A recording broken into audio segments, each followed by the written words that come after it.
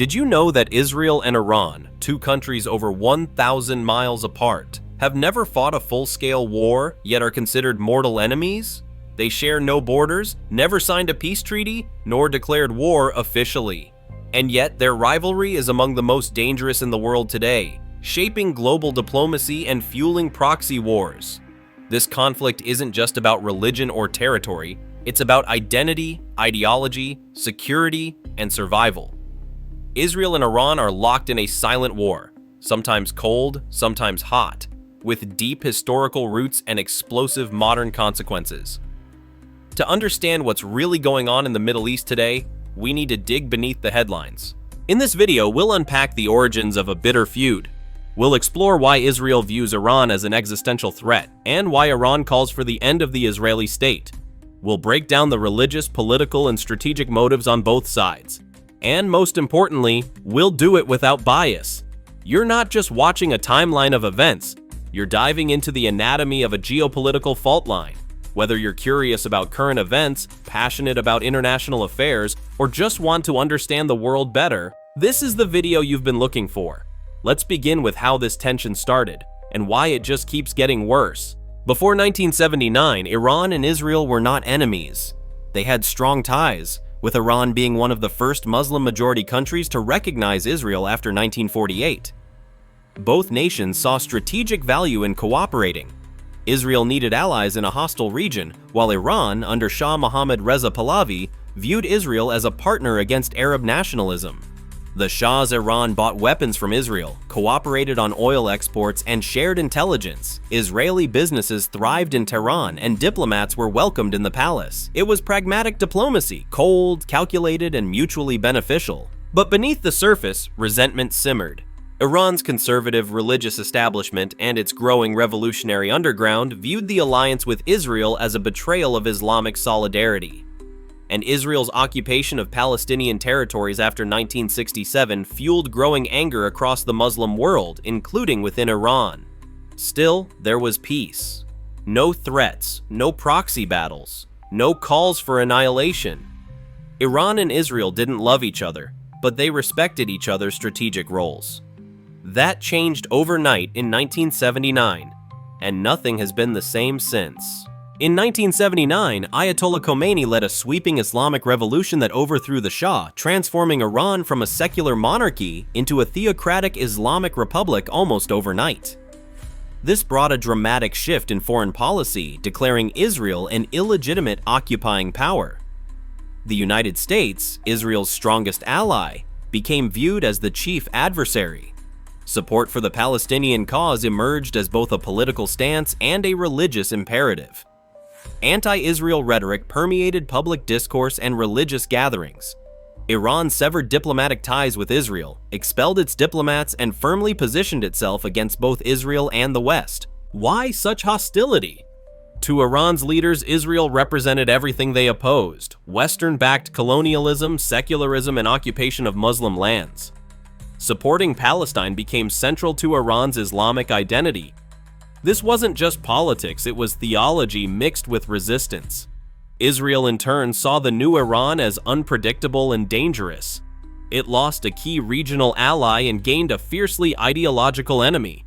And more than that, Israel saw the Islamic Republic's growing support for armed groups as a direct threat to its existence.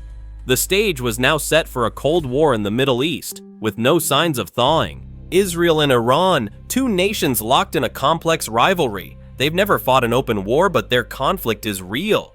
Instead of battles, they engage through influence and alliances. Iran backs groups across the Middle East, from Lebanon to Gaza.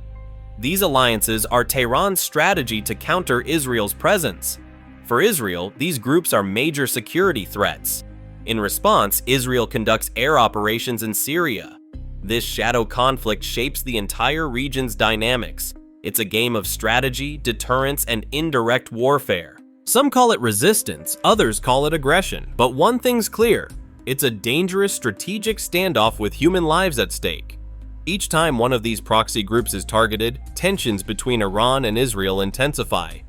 While both sides are careful to avoid full-scale war, for now, their silent conflict keeps escalating, move by move.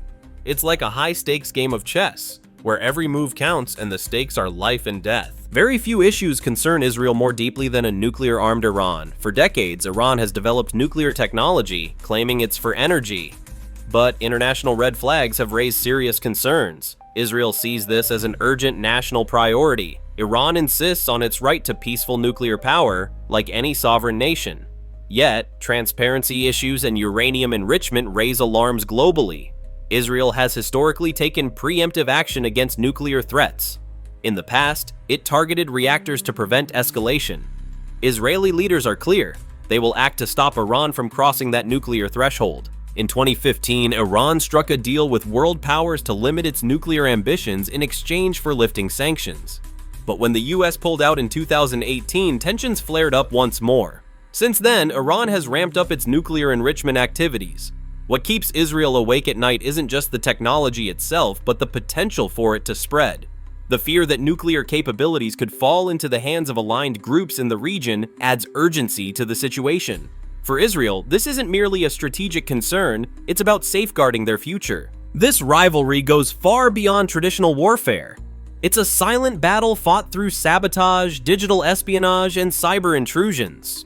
Both countries have taken their conflict into the shadows, operating through intelligence and advanced technology. Israel has been linked to covert operations that have disrupted key figures and slowed nuclear research projects. It's also believed to have launched one of the most sophisticated cyber tools ever discovered, which caused delays in Iran's nuclear facilities. In response, Iran has conducted cyber operations targeting Israeli infrastructure, from public utilities to business systems, attempting to create disruption without triggering direct confrontation. These silent attacks don't always make the headlines, but they're ongoing and serious. They're carefully calculated to hinder progress and send a message, without firing a single shot. This quiet warfare reveals just how advanced and risky modern conflict has become. In today's world, some of the most impactful battles are fought through code, not combat.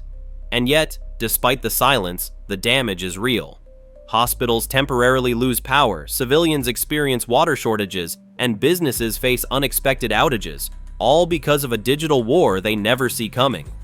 For the average person, the conflict may feel distant, but in truth, its impact can ripple into everyday life.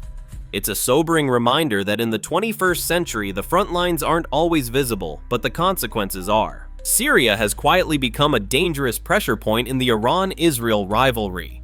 During the civil war, Iran supported Assad with advisors and equipment. Israel has conducted air operations to stop Iran's military foothold. Why does this matter? Iran aims to create a land corridor from Tehran to the Mediterranean connecting to Hezbollah.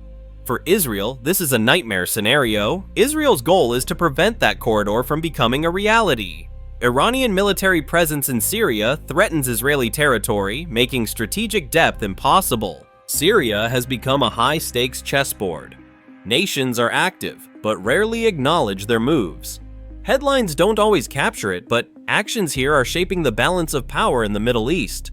This quiet escalation reflects a larger regional contest. It's not just between two countries, but competing visions for the future of the Middle East. In 2020, a major shift took place in the Middle East. Israel established formal diplomatic ties with several Arab nations, including the UAE, Bahrain, Morocco, and Sudan through the Abraham Accords. For Israel, it was a powerful symbol of regional acceptance. For Iran, it signaled a dramatic shift in old alliances. Historically, Iran relied on a shared sense of solidarity against Israel. But with Arab states opening embassies and boosting ties with Israel, that dynamic has changed. These new partnerships are motivated by shared concerns over Iran's influence. The result? Iran is now more politically isolated, while Israel gains legitimacy and leverage.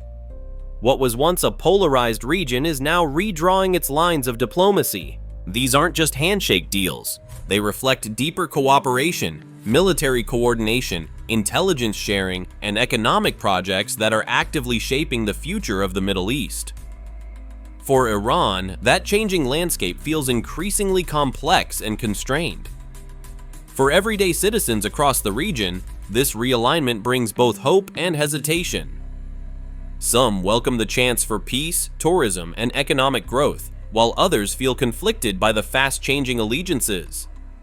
The Abraham Accords didn't just reshape political boundaries, they stirred cultural and generational debates about identity, loyalty, and the future of the Middle East. As governments chart a new course, many people are still catching up with what it means. Ideology fuels this conflict just as much as strategy. Iran's leadership frames its mission as a defense of Muslim interests, especially supporting Palestinians. To them, Israel represents foreign intervention and a long-standing grievance over land and sovereignty. On the other hand, Israel sees itself as the ancestral homeland of the Jewish people, rebuilt after centuries of persecution. For many Israelis, protecting their state isn't just politics, it's a matter of identity and survival. This deep-rooted belief on both sides makes compromise extraordinarily difficult. Iran views resistance as a moral obligation, while Israel sees national defense as a historic right. When politics are driven by belief systems, conflicts become deeply personal and peace remains a complex, distant goal. These opposing narratives shape everything from foreign policy to public opinion. Reinforced through education, media, and national memory, they create a divide. Generations grow up seeing the other as not just a rival, but an existential threat. This mindset affects leaders and everyday people alike. It makes reconciliation harder and suspicion more instinctive. In this climate, diplomatic efforts are met with skepticism. Every action is viewed through the lens of history and ideology. On June 13, 2025, a major turning point occurred in the already fragile relationship between Israel and Iran. Israel carried out a large-scale operation aimed at disrupting activities it viewed as a potential threat. Hours later, Iran issued a strong response, resulting in heightened tension and alerts across both nations. This was not a quiet moment behind the scenes. It was dramatic, highly visible, and impacted thousands of civilians who were urged to seek safety. Air raid sirens were heard, and the world paused to see what would unfold next.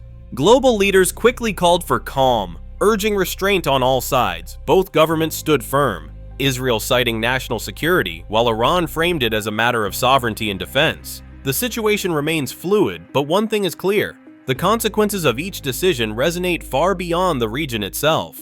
The Israel-Iran rivalry isn't just a regional feud, it's a global powder keg. It affects oil prices, arms races, and superpower diplomacy.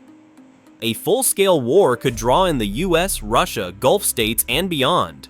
But it also teaches us something deeper: how ideology, history, and fear can drive nations into decades of conflict, even without direct wars. It's a reminder that peace is fragile, and that diplomacy, however difficult, is always worth pursuing. Understanding this conflict isn't about taking sides, it's about being informed, because only informed citizens, leaders, and nations can build a safer world. Let's hope that wisdom, not warfare, shapes the future of the Middle East, and that someday, enemies can choose dialogue over destruction. If this story inspired you or even made you think, don't forget to like this video, share your thoughts in the comments, and subscribe for more powerful insights like this. Your voice matters. Let's keep this conversation going and let's grow together.